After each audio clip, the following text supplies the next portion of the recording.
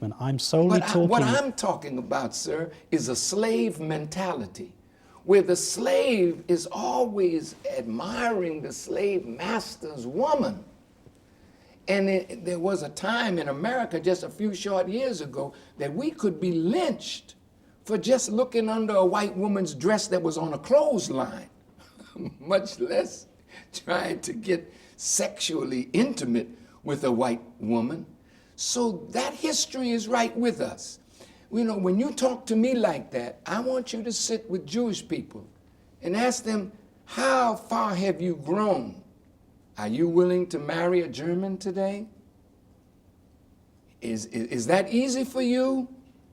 How do you bring a German home to someone who has the numbers engraved in their hand that they were a victim of the Holocaust? See, you have to be sensitive to what your people have suffered. Over time, they say, time heals wounds. Well, it ain't quite time yet for Jews and Germans to just mix up like that, maybe. And is it time for black and white? Well, it's time for us to understand each other better. It's time for us to try to get along with each other better. The principle of justice is the means by which enemies become friends.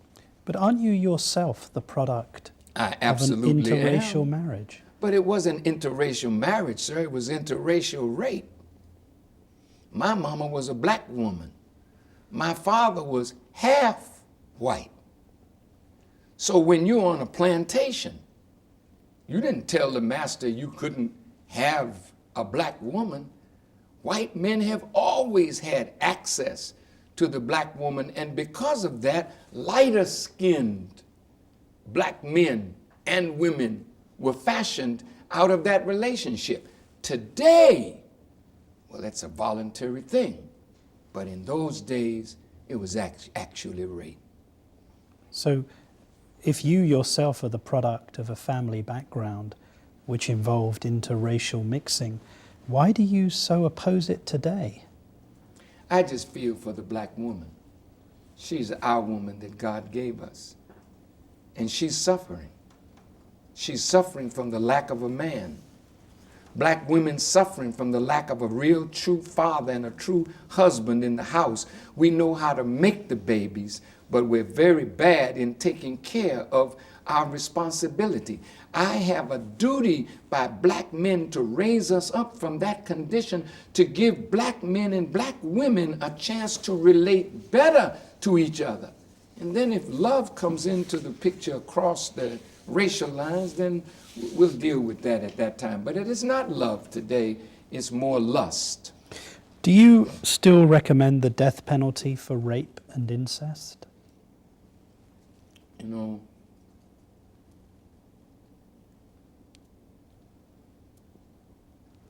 there are cases where the death penalty is proper. I don't believe you can correct savage and beastly behavior with love. You have to set examples.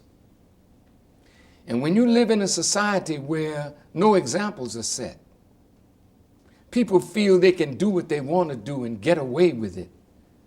And then the taxpayers have to pay dollars to feed and shelter people that have done heinous things.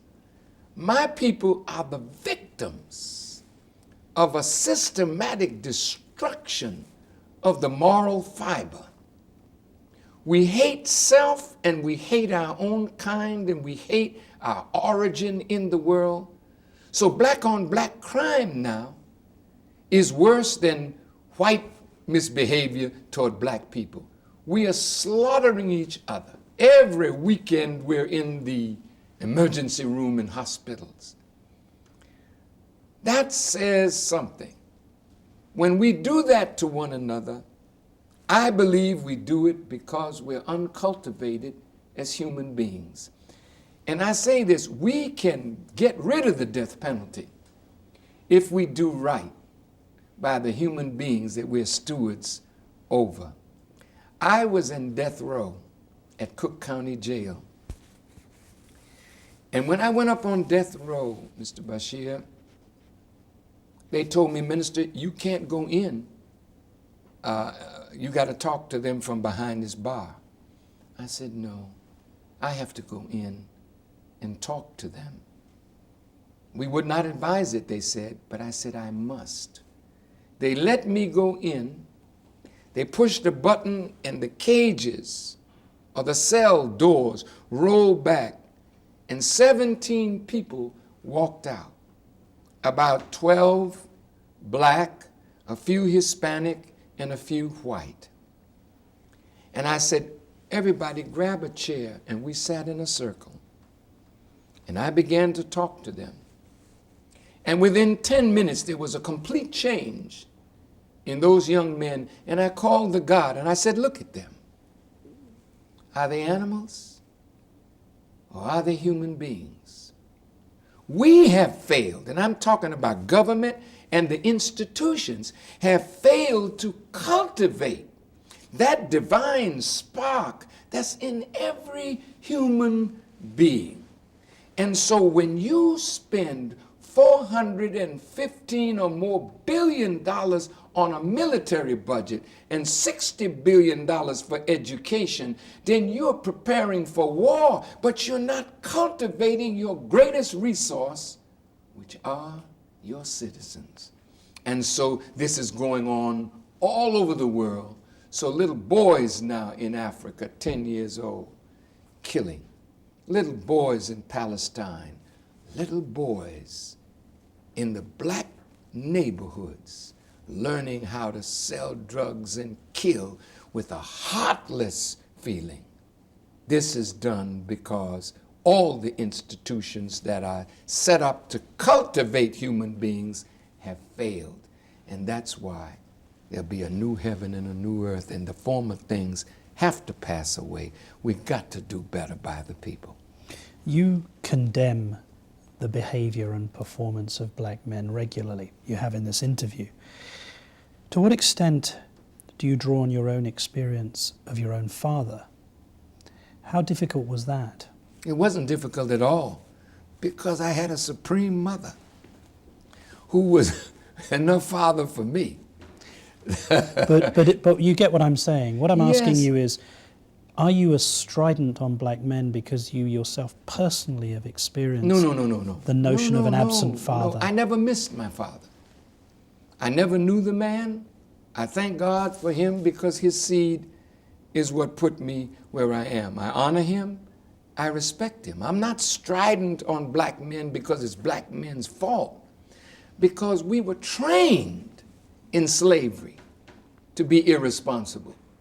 We were stud horses. So you go in and impregnate a black woman, you get a baby, that's a slave. You don't have a responsibility for the upkeep of that child, for the nurturing of that child, for the mentoring of that child. You make a baby and you run. 100 years up from slavery, 150 years up from slavery, we're making babies and running. So now, what Bill Cosby is saying and what others are saying, we have to accept responsibility now. And it's up to leaders and preachers to preach to our people the acceptance of responsibility, because white people cannot hold us back if we don't hold ourselves back. So that responsibility falls on me and the hundreds of leaders that are out there who claim to be leaders. We can make a better people than this, and we're going to try. A black man, Barack Obama, has announced that he's standing for President of the United States of America. Do you support him? I like him very much. I like him. He has a fresh approach. And I'm fearful, because there's a structure in our government that no matter who sits in the seat of power, there are forces that one has to contend with if one is able to attract the masses of their votes. Barack Obama is doing quite well. He has a broad spectrum of young people, black and white and Asian and Hispanic, and he might fool a lot of people and get the nomination of his party. That's not my fear. He's a beautiful young man. My fear is when you sit in the seat and you don't know the electrical current that's up under your seat, and you start getting these jolts, and you got to see where the jolt is coming from. And now you got to bend to multinational corporations and their interests. You have to bend to this group and that group. And remember, we gave you so much money. And remember, we did this for you. That's the hard part. He started off quite well. Some people have said that he's deliberately avoiding controversial black figures like yourself, Mr. Al Sharpton, Jesse Jackson, for fear of alienating white voters. First of all, do you think that's true? I would give him credit. If avoiding me would help him to become president, I'd be glad to stay in the background because of the taint that's on the minister. Reverend Al Sharpton is different. Reverend Al gave a very impressive speech at the last Democratic convention. He's broad, but he comes from the black experience. He's always there fighting for justice. It's the same with Reverend Jackson. Well, Barack Obama is fighting for justice too, but not from a position where they can say he's a radical. But he still feels the pain. But he rises above it and reaches. But do you think he's deliberately avoiding people I can't say that. like yourself in order not to alienate potential white voters? I can't say that because I haven't made myself available to him. Has he reached out to you? He has not made himself available to me. But, you know, we got almost a year and 8 months or so, or 9 months before the election. We don't know what tomorrow will bring. And I told you I'm coming out of prison, so it might be all right to be seen with Farrakhan in a few minutes. There was some controversy about Mr. Obama's early Muslim education. Do you think that may have hurt his chances? No. No. In a world, Brother Bashir, where 20 years ago, you might have read the name Muhammad Ali in the paper, and some vague reference to Islam. But there's not a paper that you pick up today that doesn't have some reference to a Muslim or Islam, whether it's radical or secular or this or that. So when a man gets into the presidency who has some appreciation for the culture of Islam as well as the culture of Christianity, and is respectful of the Jewish culture, that man has a heck of a chance to heal wounds and to bring people together. So even though he doesn't have a lot of international exposure and experience, the man has been made for the hour, and he has a heart for his people in Africa. As you saw recently when he went to his father's home, even though his father was an absentee father, he showed great respect for his father, for his grandmother, his paternal grandmother, and the people of Africa. That will carry him well. But he also has respect for black suffering in America or wherever that is in the world. And the beautiful speech that he gave in Alabama on the crossing of the Edmund Pettus Bridge showed the breadth and the depth of this young man. So I just hope that the corrupt wellspring of politics, that he'll always stay close to the purification that comes from being deeply committed spiritually to God and the principle of justice and equity. So do you think that he really is the man of the moment? He will be able to unite these disparate forces? Let us see, because he's just starting on a long journey. But that's what you're suggesting. But he's on that road. And what I see in him is that more than anyone else that's running, he has the ability to attract black and white and Hispanic youth. And it's the youth that are disenchanted. It's the youth that are dissatisfied. It's the youth that have to fight the wars. It's the youth that are dying in Iraq and Afghanistan. And so a man like Barack, I think, has more sway with young people than all of the other candidates. What about Mrs. Clinton? Not the young people. Mrs. Clinton is formidable, but Barack is even more. Hillary Clinton was, as husband, Bill Clinton was described as a black president. What does that make her? Really, not much. Although black people looked at Bill Clinton as a black president, he did less for black people than other presidents.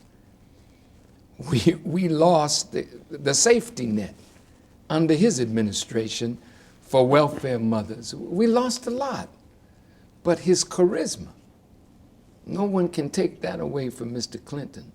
His ability to use language in many ways has attracted the hearts of black people.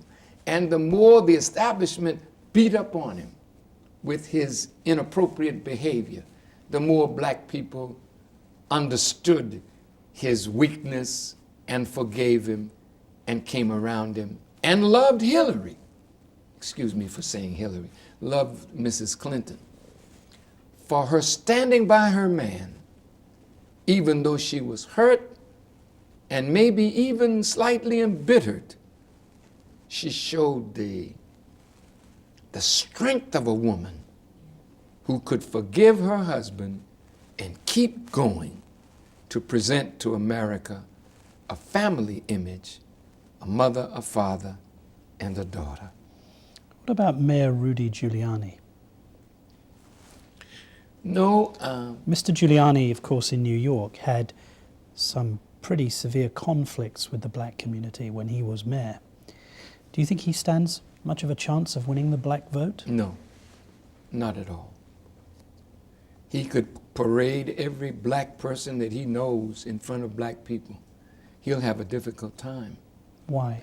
His behavior as a mayor of the city of New York was not the best for black people, and certainly not for Muslims, because the police attacked our mosque in New York. And his former chief of police, who is now the chief of police or police superintendent in Los Angeles, was told by him, according to what Chief Bratton wrote in his book, to go kill the Muslims. And he refused to do it because he had a pretty good relationship with the Muslims in Boston under the leadership of Minister Don Muhammad. So Giuliani, unless he's changed, and people do change, you know. You've changed.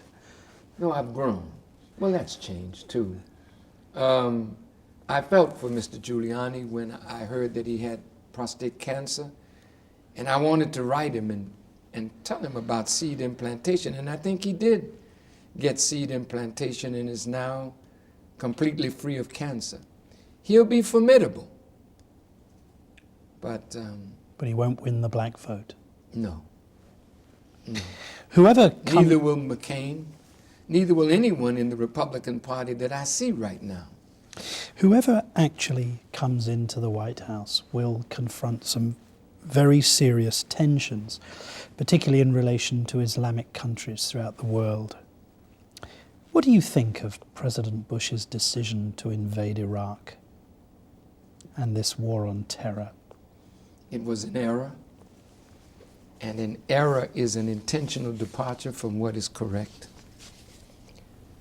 That attack has brought on him and on America, disfavor from around the world. Whoever gets in the White House, and seriously, I'm thinking that 2 years or 18 months or 20 months is too long a period to let him linger there without the Democrats responding appropriately to the vote that people took last November. If you cannot impeach him, because it would throw the country into disarray, and you can't leave him, take him out and leave Mr. Cheney or Condoleezza or any of them. That group has lied to the American people. That group have deceived the Congress. That group has manipulated intelligence to make policy, intelligence fit policy. Make policy fit intelligence. And if they didn't like the intelligence, they changed the intelligence because their policy was to invade Iraq. Their mindset was to invade Iraq. So terrorism has increased all over the world since our era in Iraq. And so I would hope that we would sit down with Iran, sit down with Syria. These are people that you can talk to if you respect their sovereignty. You think you can talk to President Ahmadinejad? I know you can. If you can't, if President can't, I can. You think it's possible to talk to a man who dismisses the Holocaust as if it didn't happen and preaches against the state of Israel? Now, you know, we have intellectual freedom.